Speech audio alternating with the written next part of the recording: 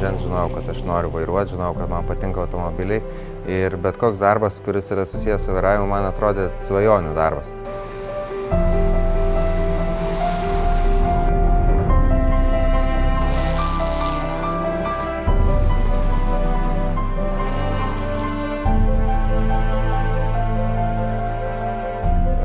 Čempionate šiais metais tai važiavom 6 skirtingose šalise, bet iš viso šį sezoną startavau net 8 skirtingose šalise. Tai buvo Vokietija, Latvija, Lietuva, Estija, Kipras, Graikija, Azorų salos, Čekija. Ir šalis iš tikrųjų yra labai skirtingos ir man tai labai praplėtė akiratį, aš pamačiau, kokie skirtingi gali būti raliai. Pirmas ralis Latvijoje atėjo pakankamai netikėtai, nes mes apie jį sužinojom tik 2 savaitės prieš pačias lenktynės. Nebuvo per daug didelio pasiruošimo ir aš pirmą kartą startavau Liepojos trasose. Tai buvo keista patirtis, nes mes galvom, kad nėra žiemos. Jos Lietuvoje beveik nebuvo ir mes nuvažiavom tenai ir ten buvo Laplandija. Buvo pilna sniego, didelės pusnys, bet tas sniegas pradėjo tirpti ralio metu ir važiuojant tai yra vienas sudėtingesnių dalykų. Kada yra šiek tiek ledo, šiek tiek sniego, šiek tiek tokios šlapdribos, krentančios iš dangaus ant tavo stiklo ir veržiančios jį garuoti. Bet tai buvo, ko gero, sėkmingiausias mūsų finišas tose lenktynėse. Mes užėmėm 3. vietą bendrų įskaitoje ir 2. klasėje. Tai buvo daug daugiau negu bet kas galėjo tikėtis. Azorų salos, tai buvo pats gražiausias kampelis, kokį man teko matyti Europoje. Ten buvo viskas, kas gali džiuginti lenktynininką. Mes važiavome vulkano kraterio kraštu. Iš vienos pusės vandenynas, iš kitos pusės ežeras. Tai buvo tokia nuostabi patirtis ir nuotykis. Sunku net pagalvoti, kad tai ateina kartu su raliu. Visi Azorų gyventojai yra dideli ralio fanai. Jie to ralio laukia visus metus. Tai yra didelė nenutrūkstama šventė. Azorų salose pasiekta pergalė buvo iš tikrųjų viena saldžiausių visam sezone, todėl kad ten trasos yra tiesiog tobulos ralio lenktynininkui. Aš geresnių pats negalėčiau sugalvoti ir sukurti, jeigu man būtų duota tokia laisvė.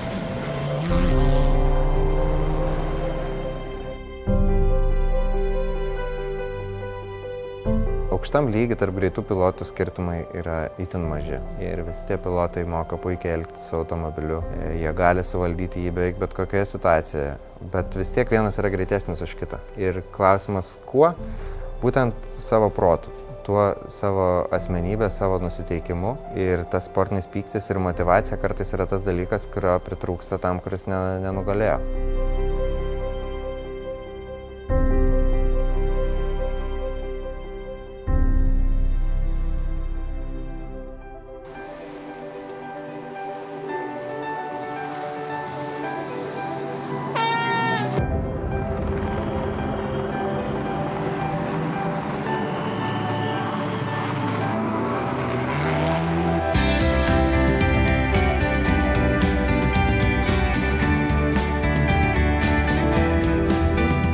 Po Azorų mes važiavom į Estiją.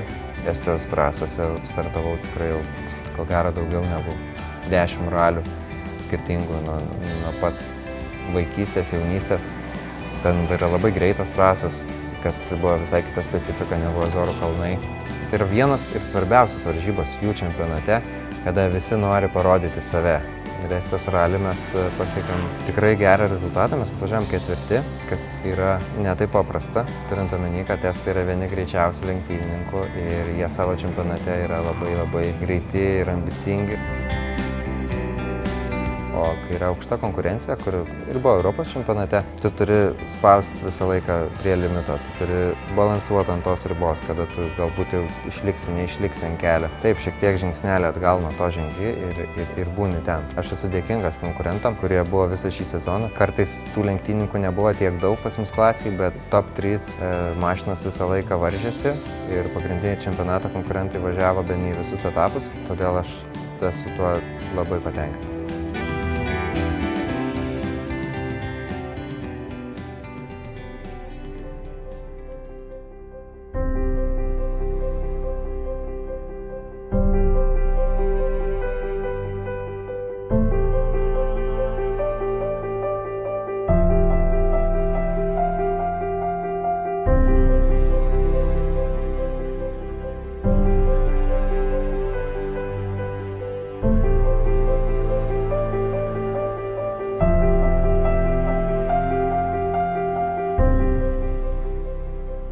Po Estijos važiavome į Čekiją, ten startavom ant asfalto dangos. Tai buvo vienintelis asfaltinis ralis mūsų čempionate šiais metais.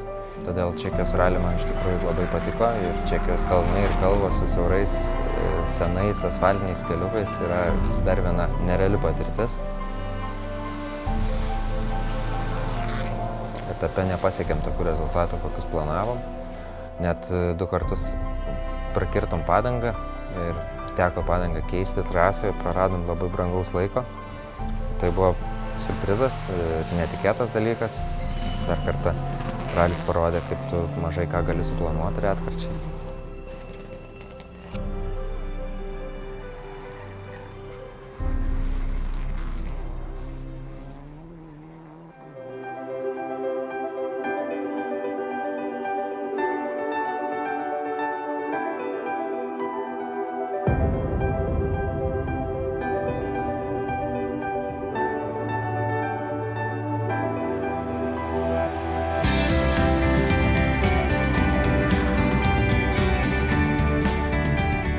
Barm ralio laukia dar 2 iššūkiai ant žvyro. Tai buvo Kipro ralis ir Graikijos ralis, tarp jų tik 2 savaitės tarpas. Tai tiek automobilį reikėjo greit paruošti tom lenktynėm, tiek ir pats neturėjau per daug laiko pailsėti. Tai yra gerai, kaip lenktynininkui 2 savaitės, tai reiškia, kad jis yra vis dar labai geroj formai. Kipre teko išmokti važiuoti per akmenis, teko išmokti pasaugoti automobilį, kai Lietuvoje randi vieną kitą akmenį ant kelio, po to finiše lenktynininkai kalbasi, sako, tu tą akmenį matėjai, apvažiavo, taip matėm, apvažiavom. O Kipre taip nepašnekėsi, ten yra tiek akmenų, kad į juos pradedi nekreipti dėmesio, tik tai žiūrėti, kaip išsaugoti automobilį. Kipre teko iš tikrųjų nuo kelio išslysti, mes praradome automobilio stabdžius vienam greičio ruože ir prieš kitą greičio ruožą nebuvo galimybės jų iki galo susitvarkyti. Turėjau tik vieną stabdantį ratą, kuris veikia tik tais nuo rankinio stabdžio, neveikia pedalas. Tai mes įveikėm 7 kilometrus ir vienam iš lėtų, tikrai lėtų posūkių, kuris atrodytų nėra sudėtingas, tiesiog neišsilaikiau nuo kelio ir nuslydom žemyn, nebegalėjom grįžti trasą ir mūsų Kipro ralio pirma diena tai baigėsi. Tai buvo vienintelis greičio ruožas, kurio nefinišavau visam čempionate. Iš viso važiavom 130 greičio ruožų. Tai va, ir be stabdžių važiavimas yra labai didelis stresas ir labai nemalonus dalykas, niekam to nelinkėčiau.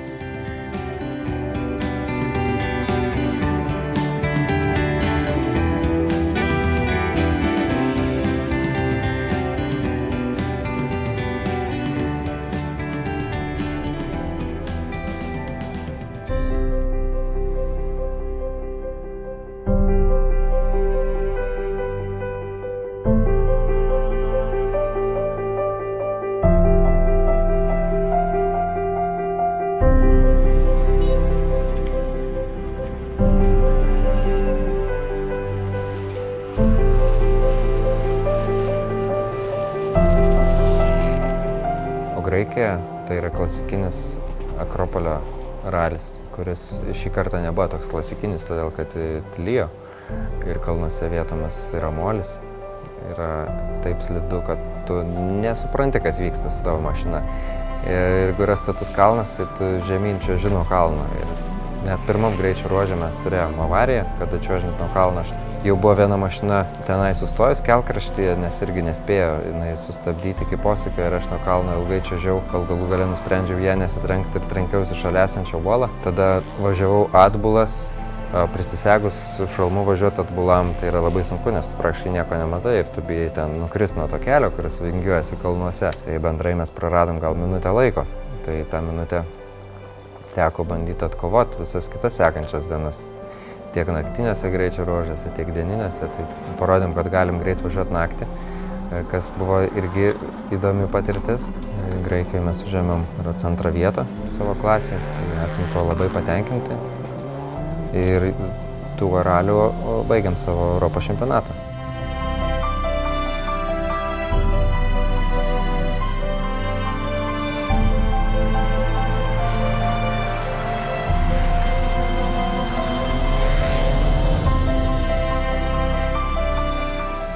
Paryžiui vyko Europos ralio čempionato apdovanojimai ir Europos ralio čempioną atvyko apdovanoti pats Sebastianas Loebas, kuris yra daugiausiai ralyje pasiekia žmogus. Aš manau, kad jisai yra šiai dienai galbūt ir geriausias pasaulio pilotas ir lenktynininkas. Jisai mano idealas, galbūt žodis stiprus, bet beveik mano guru įkvėpėjas yra jau nuo pat vaikystės.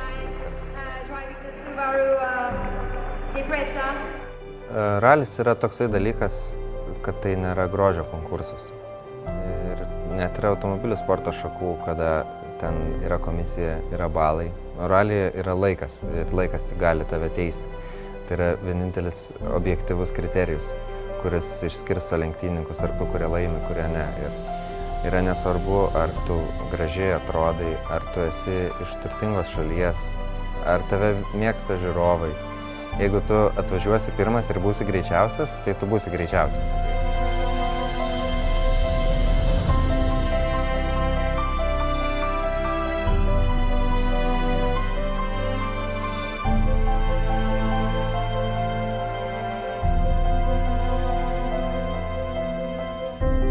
Ir nacionalinė ambicija, jinai yra gyva tiek manyje ir tiek aš matau tarp daugelio žmonių, su kuriais tenka susidurti, ir jie labai džiaugiasi tom pergalėm ir jie mums linki tų pergalių ir linki nesustoti, linki eiti priekį ir aš labai norėčiau tą ir padaryti. Bet tam reikia geros komandos, tam reikia gero automobilio, tam reikia daug darbo ir jeigu visi šitie dalykai sukristų į vieną, manau, kad galėtume tą taurę parvežti net ir į Lietuvą.